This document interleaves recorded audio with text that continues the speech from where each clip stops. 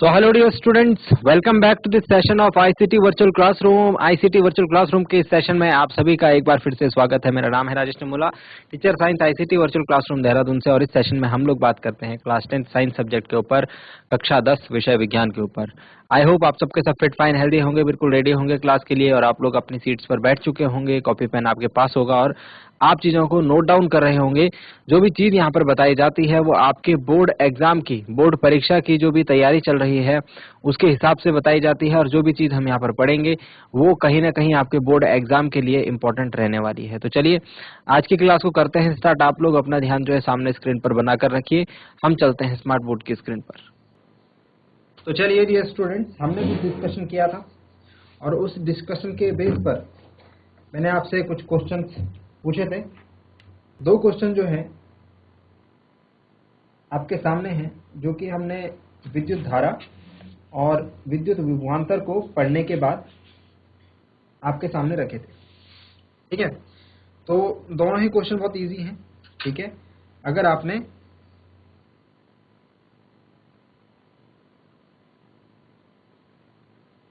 Concept पढ़ा है तो दोनों ही क्वेश्चन जो हैं वो बहुत इजी है। ठीक है, तो चलिए सबसे पहले बात करते हैं थोड़ा सा रिवीजन, हमने क्या क्या पढ़ा था। हमने बात करी थी कि आपके जो 12 और 13 चैप्टर है इससे रिलेटेड कुछ इंपॉर्टेंट चीजें हम डिस्कस कर रहे थे। चैप्टर 12 में जो आपके इंपॉर्टेंट टॉपिक्स हैं वो ये हैं, यहाँ से मैंने आपको बताया था किस किस तरीके से आपके बोर्ड क्वेश्चन जो है पूछे जाते हैं। ठीक है, और कितने नंबर के क्वेश्चन किस हिसाब से बनते हैं, कितने इंपॉर्टेंट रहते हैं, ये सारी चीजें हमने डिस्कस करी। ठीक है, तो चलिए हमने इसमें जो बातें सीखी थी, सबसे पहले हमने डिस्कस करा था विद्युत धारा को। विद्युत धारा से रिलेटेड सारी इंपॉर्टेंट चीजें हमने कवर अप करी थी कि इसे किस तरीके से दर्शाया जाता है, क्या इसका मात्रक है, ठीक है, क्या इसका फॉर्मूला है। ठीक, और इस पर ही based I is equal to Q upon T पर ही बेस्ड मैंने आपसे एक क्वेश्चन पूछा था। ठीक है, तो यहाँ पर क्या बात की गई है, यहाँ पर ये कहा गया है कि हमको लास्ट क्वेश्चन जो है सेकंड वाला, ठीक है, जिसमें कि हमें ये दिया हुआ है किसी विद्युत परिपथ से प्रवाहित विद्युत आवेश की गणना कीजिए यदि परिपथ से 2 एम्पियर धारा 10 मिनट तक प्रवाहित होती है। तो आपको धारा I की वैल्यू दे रखी है, I कितना है 2 एम्पियर। ठीक है, समय T दे रखा है, कितना दे रखा है 10 मिनट। लेकिन ध्यान रखें आप समय को सेकंड में लिखेंगे, सेकंड में लिखने के लिए इसे 60 से गुणा करेंगे, मतलब ये हो जाएगा 600 सेकंड। अब आप अपना आंसर निकाल सकते हैं, आपको निकालना है आवेश की गणना। तो I बराबर Q अपॉन टी होता है, ये तो धारा है, तो आवेश क्या हो जाएगा Q बराबर I गुणा टी। तो I और T की गुणा कर दीजिए, मतलब 2 और 600 की गुणा कर दीजिए, तो आ जाएगा 1200 कूलम। ठीक है, कितना आ जाएगा 1200 coulomb.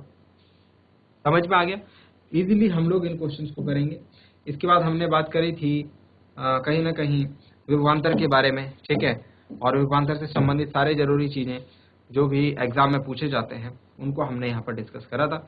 V is equal to W upon Q, इस पर भी बेस्ड मैंने आपको क्वेश्चन दिया था। विभवांतर से संबंधित भी मैंने आपको एक क्वेश्चन दिया था।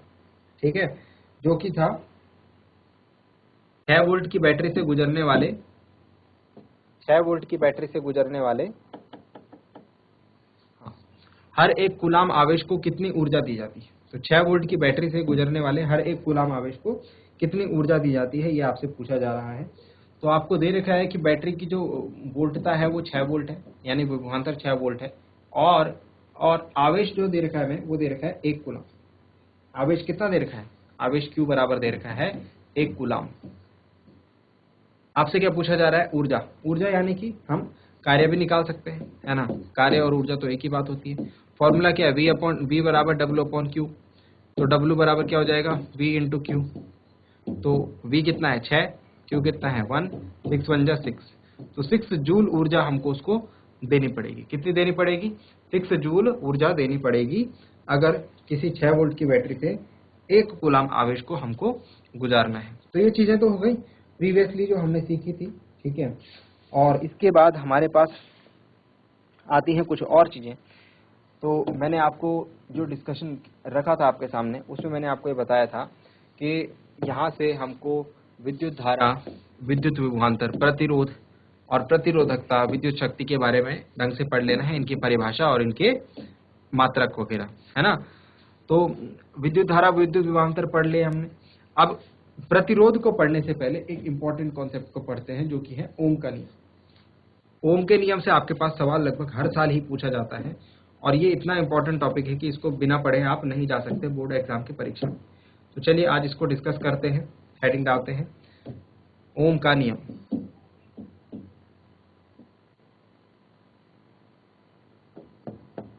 ओम का नियम।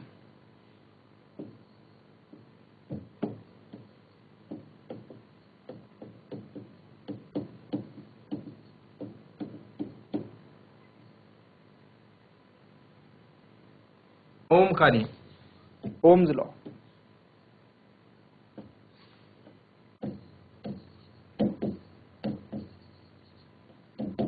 Ohm's law. ओम का नियम क्या कहता है? ओम का नियम एक बहुत ही सीधा, बहुत ही सरल नियम है, जो कि हमें क्या कहता है इसमें ओम ने एक एक्सपेरिमेंट करा, ठीक है। ओम जो है ये साइंटिस्ट है, ठीक है। इनका पूरा नाम है जॉर्ज साइमन ओम। इनका पूरा नाम क्या है? जॉर्ज साइमन ओम, ठीक है। तो एक जर्मन साइंटिस्ट है, इन्होंने एक एक्सपेरिमेंट किया है, ठीक है। इन्होंने सिंपल एक सर्किट बनाया, एक विद्युत परिपथ बनाया, और उसमें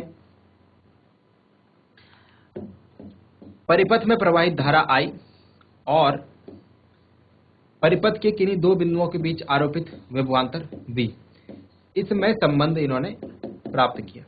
क्या बोलेंगे आप? बोलेंगे ओम के नियम में जॉर्ज साइमन ओम नाम के जो साइंटिस्ट हैं, इन्होंने किसी परिपथ में प्रवाहित किसी परिपथ में दो बिंदुओं के बीच, किसी परिपथ के दो बिंदुओं के बीच प्रवाहित धारा I एवं उन पर उत्पन्न विभवांतर V के बीच संबंध इन्होंने स्थापित करा, के बीच रिलेशन इन्होंने स्थापित करा। इन्होंने चेक किया, इन्होंने ये बताया कि जैसे जैसे परिपथ के परिपथ में प्रवाहित विद्युत धारा और परिपथ के किसी दो सिरों के बीच विभवांतर में रिलेशन हम देखते हैं, तो एक के बढ़ने पर दूसरे के मान में भी अपने आप ही वृद्धि होती है।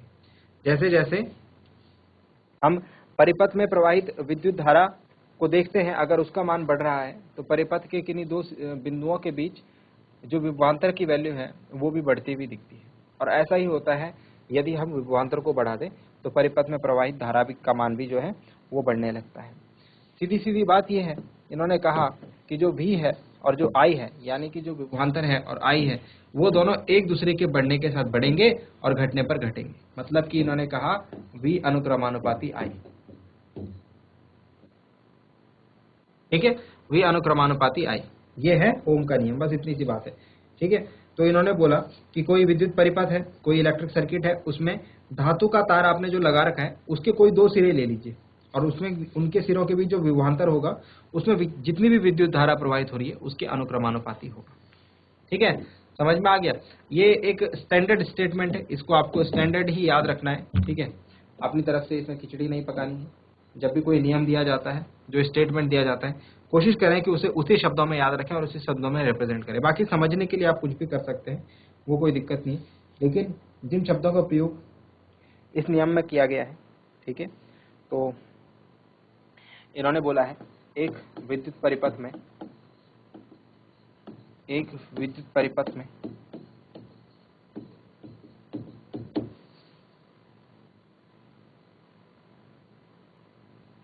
धातु के तार के दो सिरों के बीच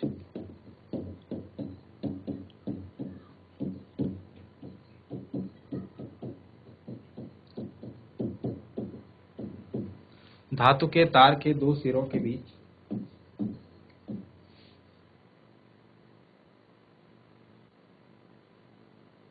विभवांतर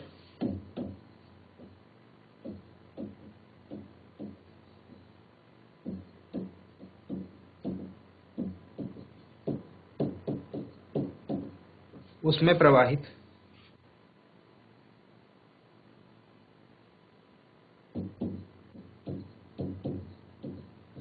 होने वाली विद्युत धारा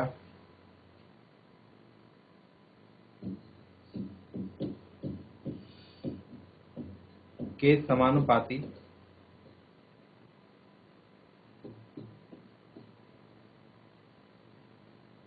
होता है। ठीक है, एक विद्युत परिपथ में धातु के तार के दो सिरों के बीच विभवांतर उसमें प्रवाहित होने वाली विद्युत धारा के समानुपाती होता है, यानी V अनुक्रमानुपाती I। और यहाँ पर जब जब हम अनुक्रमानुपाती के चिन्ह को हटाते हैं, एक नियतांक लगाते हैं, यहाँ पर वो नियतांक होता है R।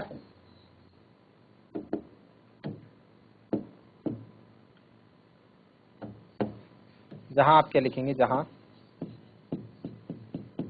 R एक नियतांक है,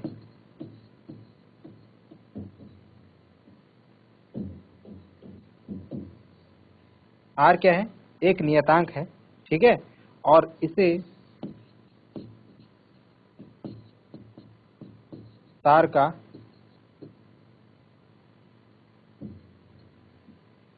प्रतिरोध कहते हैं। इसे क्या कहते हैं, तार का प्रतिरोध कहते हैं। समझ में आ गई बात? तो इस तरीके से आपको ओम का नियम लिखना है। ठीक है, अब यहां से हमारा स्टार्ट होता है इंट्रोडक्शन किसका, प्रतिरोध का। ठीक है, ओम के नियम में इतनी बात आप रखेंगे। इसके साथ साथ आप एक कर्व भी ड्रॉ करेंगे। ठीक है, एक ग्राफ भी इसमें बनाएंगे। तो ग्राफ कुछ इस प्रकार से होगा।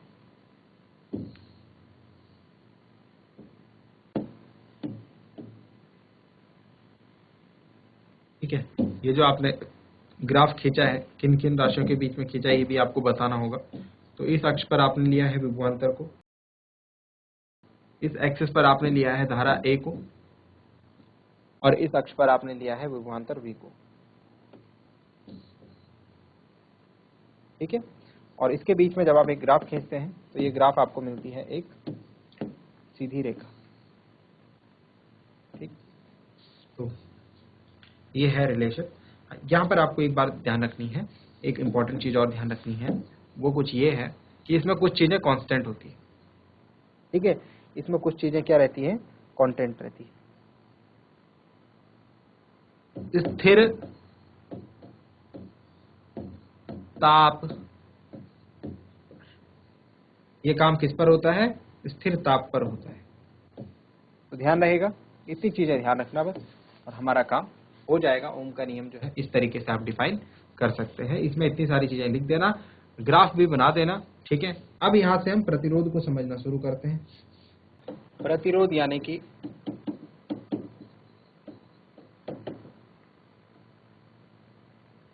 रेजिस्टेंस। प्रतिरोध यानी कि रेजिस्टेंस।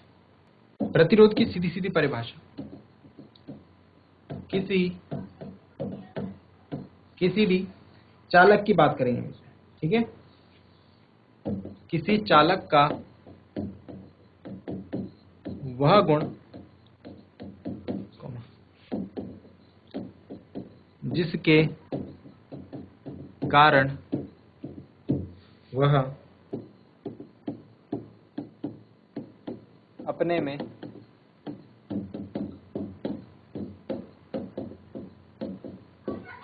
प्रवाहित होने वाले आवेश का विरोध करता है। आवेश का विरोध करता है, उसका क्या कहलाता है, प्रतिरोध कहलाता है। प्रतिरोध क्या है, प्रतिरोध बेसिकली किसी चालक का एक गुण है, एक प्रॉपर्टी है, एक फिनोमिना है। वो क्या करेगा, अगर उसके अंदर हम आवेश प्रवाहित करने की कोशिश करेंगे, यानी कि उसमें विद्युत धारा प्रवाहित करने की कोशिश करेंगे, तो वो उसका विरोध करेगा ही करेगा। इजीली उसमें हम लोग विद्युत धारा प्रवाहित नहीं करा सकते। ठीक है, यहाँ से 3-4 चीजें इंपॉर्टेंट हो जाती है। सबको 1 बाय 1 समझ आ रहा हूँ। ठीक है, सबसे पहली चीज जो यहाँ पर इंपॉर्टेंट रहती है वो ये कि आपसे पूछा जा सकता है इसका मात्रक। तो इसका SI मात्रक जो होता है वो होता है ओम। ओम के नियम, ओम के नाम पर, ओम के नाम पे आधार पर जो साइंटिस्ट ओम है उनके नाम को रिस्पेक्ट देने के लिए इसे ओम बोला। और इसका एक चिन्ह भी होता है। ठीक है, कहीं पर अगर ये चिन्ह बना दिखे तो ये क्या होता है, इसका मतलब ओम होता है। ठीक है, इसका ऐसा ही मात्रक क्या होता है, ओम होता है। और इसके अलावा अगर बात करें तो इसमें और क्या चीजें पूछी जाती है, इसे हम R = V/I, इसका फॉर्मूला होता है। R = V/I, इसका फॉर्मूला होता है। फॉर्मूले को भी ध्यान में रखेंगे, R = V/I। यहां पर एक इंपॉर्टेंट चीज जो पूछी जाती है उसके ऊपर अब बात करते हैं। एक ओम की परिभाषा पूछी जाती है, एक ओम की परिभाषा। तो देखो भाई, यदि मैं V की वैल्यू 1 रख दूं, 1 क्या, वोल्ट, और I की वैल्यू 1 रख दूं, 1 क्या, एम्पियर, तो R की वैल्यू क्या आ जाएगी, R बराबर कितना है, V/I होता है, 1/1 कितना आ जाएगा, 1 ओम। तो 1 ओम हम सिंपली डिफाइन कर सकते हैं। 1 ओम क्या है, 1 ओम आप लिखेंगे, 1 ओम किसी चालक के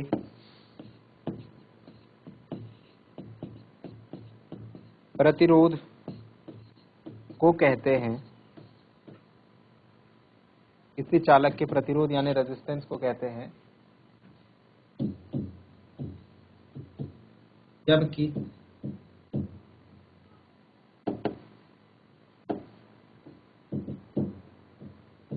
उसके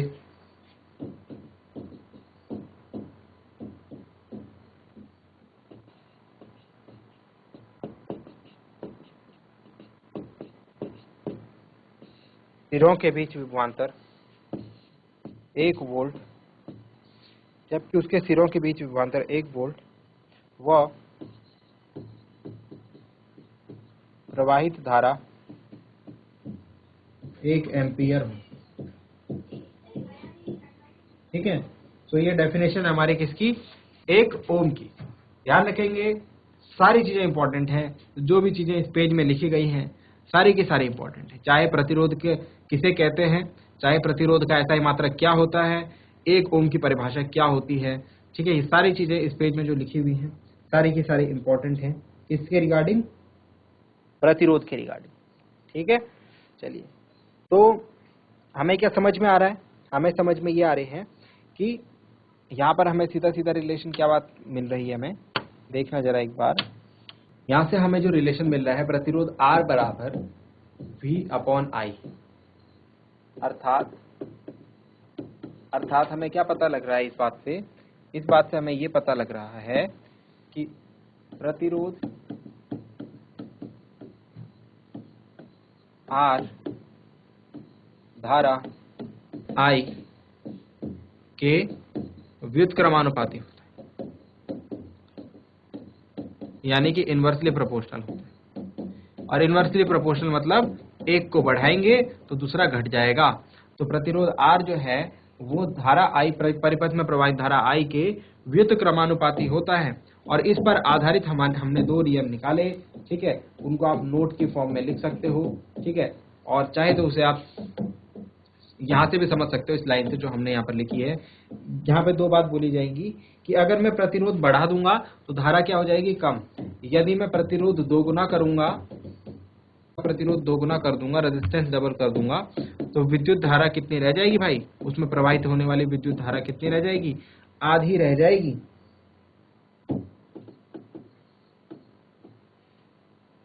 ठीक है, प्रतिरोध अगर मैंने 2 गुना कर दिया तो विद्युत धारा आधी हो जाएगी, कम हो गई। समझ रहे हो, प्रतिरोध बढ़ाया तो विद्युत धारा कम हो गई। यदि मैं इसको 4 गुना कर दूंगा तो धारा भी उस हिसाब से कम हो जाएगी, है ना। ठीक है, नेक्स्ट जो यहाँ पर इंपॉर्टेंट चीज है वो ये है,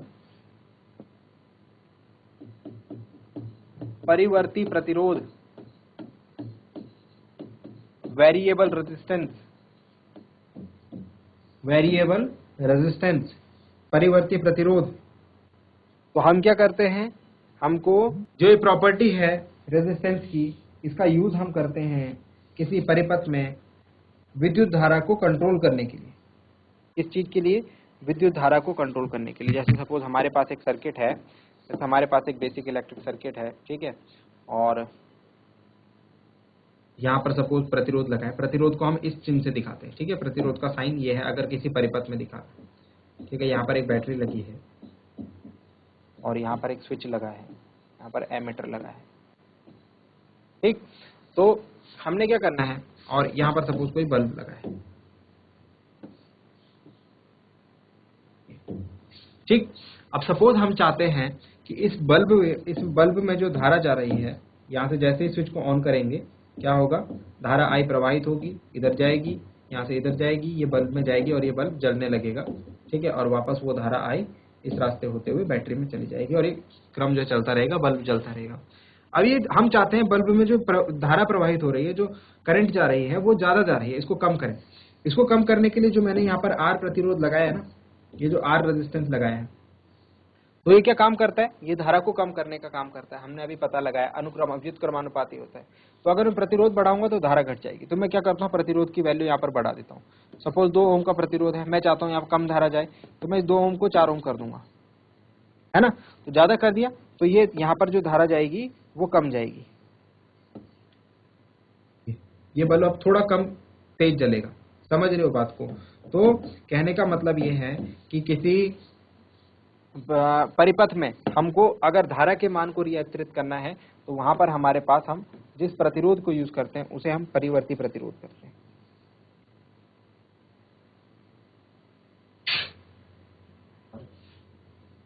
इसे यूज करने का फायदा हमारा ये होता है कि हमको वोल्टेज में कोई चेंज नहीं करना पड़ता, वोल्टेज में कोई चेंज नहीं करना पड़ता। तो लिखेंगे इसमें एक छोटा सा पॉइंट,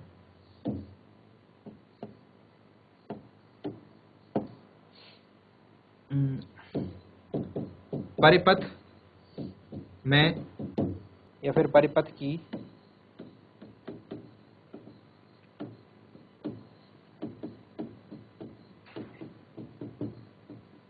विद्युत धारा को नियंत्रित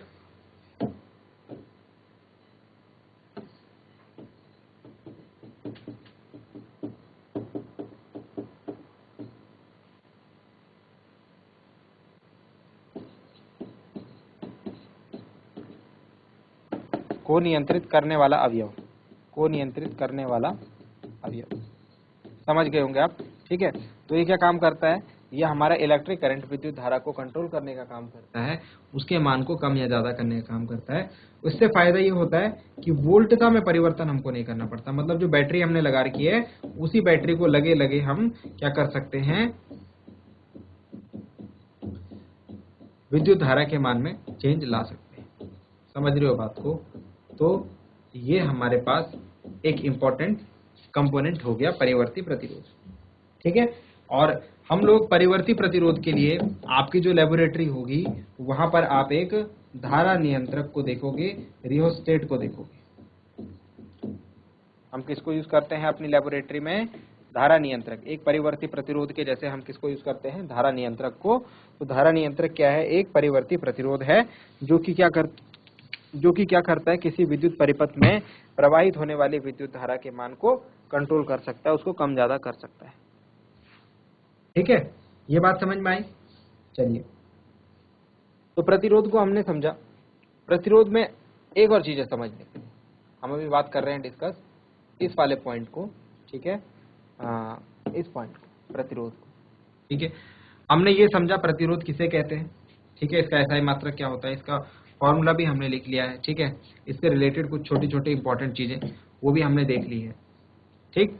परिवर्ती प्रतिरोध समझ लिया है, धारा नियंत्रक क्या होता है, किस काम आता है, ये हमने समझ लिया। अब नेक्स्ट पार्ट में एक सबसे ज्यादा इंपॉर्टेंट चीज, एक और इंपॉर्टेंट चीज, मतलब सीरीज चल रही है यहाँ पर इंपॉर्टेंट चीजों की, ठीक है। तो एक और इंपॉर्टेंट चीज हम लोग देख लेते हैं। जो किसी परिपथ का प्रतिरोध होता है ना, या फिर किसी चालक के प्रतिरोध कह लेते हैं,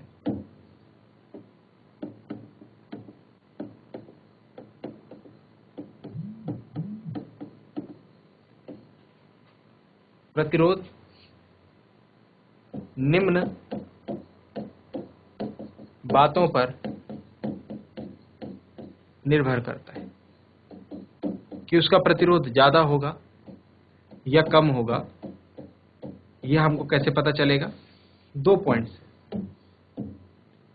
नंबर 1 पॉइंट, जो चालक का प्रतिरोध होता है, जो चालक का प्रतिरोध होता है वो दो चीजों पर निर्भर करता है, ठीक है, मेनली, ठीक है, मेनली दो चीजों पर डिपेंड करता है। पहला, चालक की लंबाई पर, चालक की लंबाई का बहुत ज्यादा फर्क पड़ेगा।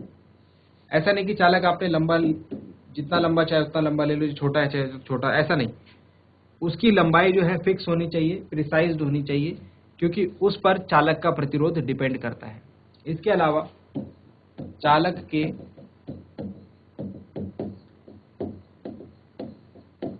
अनुप्रस्थ काट के क्षेत्रफल पर भी ये डिपेंड करता है।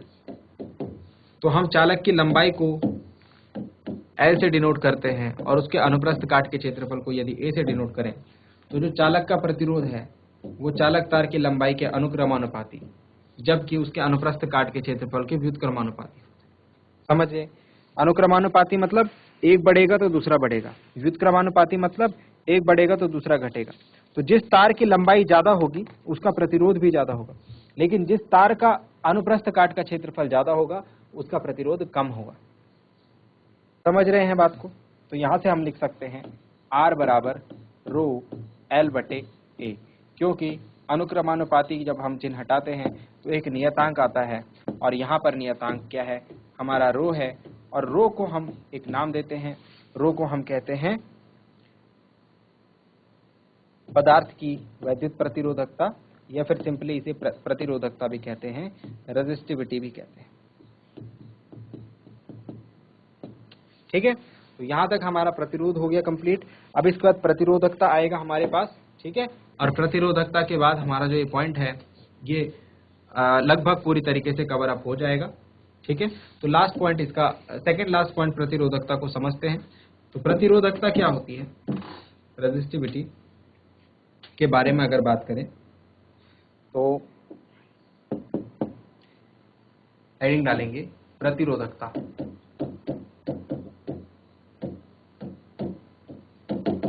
प्रतिरोधकता आपने देख लिया, फॉर्मूला तो देख लिया, rho is equal to R A बटे L, है ना। प्रतिरोधकता का फॉर्मूला तो यही होगा, क्योंकि R बराबर रो L बटे A होता है, तो रो इज इक्वल टू हो जाएगा R A अपॉन L। ठीक, इसके अलावा प्रतिरोधकता में आपको एक चीज ध्यान देना है, इसका SI मात्रक जो है सबके याद रखना है, इसका SI मात्रक होता है ओम मीटर। क्या होता है भाई, ओम मीटर। इसे हम ओम मीटर ऐसे लिखते हैं।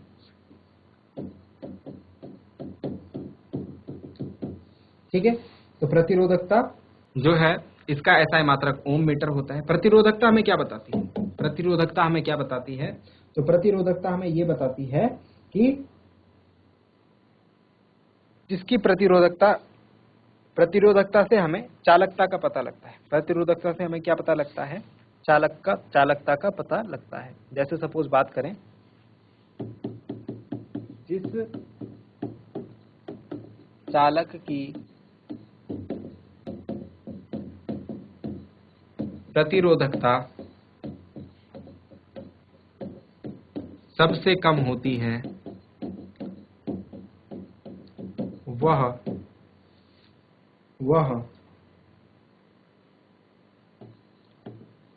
विद्युत की अच्छी चालक होती है। तो यहाँ पर आपसे पूछा जाएगा कि विद्युत के सबसे अच्छे चालक का नाम बताइए। तो विद्युत का सबसे अच्छा चालक जो है वो होता है हमारा सिल्वर, यानी कि चांदी। सिल्वर की प्रतिरोधकता, अगर सिल्वर की प्रतिरोधकता आपसे पूछे तो वो होती है 1.6 इंटू 10⁻⁸ ओम मीटर। ठीक है, इसके बाद होती है तांबे की, जो कि हम लोग यूज करते हैं। तांबे को हम लोग अपने इलेक्ट्रिक सर्किट्स में आपने देखा होगा, तांबे की तार यूज करते हैं। क्यों यूज करते हैं, क्योंकि इसकी प्रतिरोधकता सेकंड नंबर पे है। ठीक है, इसकी प्रतिरोधकता सबसे, तो मैंने क्या बोला, प्रतिरोधकता जितनी कम उसमें विद्युत जो है उतनी अच्छी चालक होंगी, मतलब विद्युत उतने अच्छे तरीके से उसमें फ्लो हो पाएगा, ठीक है, विद्युत धारा उतने अच्छे तरीके से प्रवाहित हो पाएगी, ठीक। लेकिन सिल्वर जो है, हम सिल्वर की तार नहीं लगा पाते क्योंकि ये कॉस्टली एक मेटल है, ठीक है, महंगी धातु है, तो हम इतना अफोर्ड नहीं कर सकते कि सिल्वर की हम लंबी लंबी तार लगाएं। कॉपर जो है उसकी जो प्रतिरोधकता है वो भी सिल्वर के लगभग बराबर है, ठीक है, तो इसकी विद्युत चालकता जो होगी वो भी सिल्वर के बराबर, मतलब सिल्वर के बराबर तो नहीं लेकिन सिल्वर से लगभग बराबर होगी और से सस्ती भी पड़ती है, तो इसीलिए हम कॉपर को यूज करते हैं विद्युत धारा के प्रवाह के लिए किसी परिपथ में, ठीक है। तो ध्यान देना, ये भी ताप पर निर्भर करता है, एक और पॉइंट ध्यान रखना, ये भी ताप पर जो है निर्भर करता है, किसी चालक की प्रतिरोधकता जो है वो ताप पर निर्भर करती है, मतलब कि जो ये प्रतिरोधकता आपको दी गई है ये 20 डिग्री सेल्सियस पर है, कितने, 20 डिग्री सेल्सियस पर। अगर 30 डिग्री सेल्सियस की बात करेंगे तो प्रतिरोधकता चेंज हो जाएगी, इस बात को ध्यान रखना, ठीक है। तो ये हमारे पास कुछ टॉपिक्स थे, ठीक है, और इस टॉपिक में हमने डिस्कस करा इनसे रिलेटेड इंपॉर्टेंट चीज़ों को जो भी क्वेश्चन एग्जाम में पूछी जाती है। नेक्स्ट क्लास में हम लोग नेक्स्ट पार्ट पे आएंगे, अपने जो भी डिस्कशन हमारा इस चैप्टर का चल रहा है, जो भी इंपॉर्टेंट डिस्कशन, तो हमने फर्स्ट पार्ट को लगभग कवर अप कर लिया है, इसमें विद्युत शक्ति रह गया है, ये हम लोग आने वाली किसी क्लास में एक दिन पढ़ लेंगे, ठीक है। और जबकि बात करें यहाँ से हमारा कुछ न्यूमेरिकल क्वेश्चन जो होंगे इनको हम करेंगे नेक्स्ट क्लास में, ठीक। और बाकी एक दो टॉपिक्स जो है आने वाली एक दो क्लासेस में ये चैप्टर जो है आपका पूरा अच्छे तरीके से कवर अप हो जाएगा। So dear students, I hope आपको जो बातें बताई गई वो समझ में आई होंगी, आपको इंटरेस्टिंग लगी होंगी और आपने ध्यान दिया होगा। साथ ही साथ ये भी उम्मीद करता हूँ कि घर से आप इन चीज़ों को एक बार रिवाइज करके जरूर लाएंगे। मिलते हैं अगली क्लास में एक नए और इंटरेस्टिंग टॉपिक के साथ। क्लास से जुड़ने के लिए आप सभी का बहुत बहुत धन्यवाद। Thank you very much and have a nice day.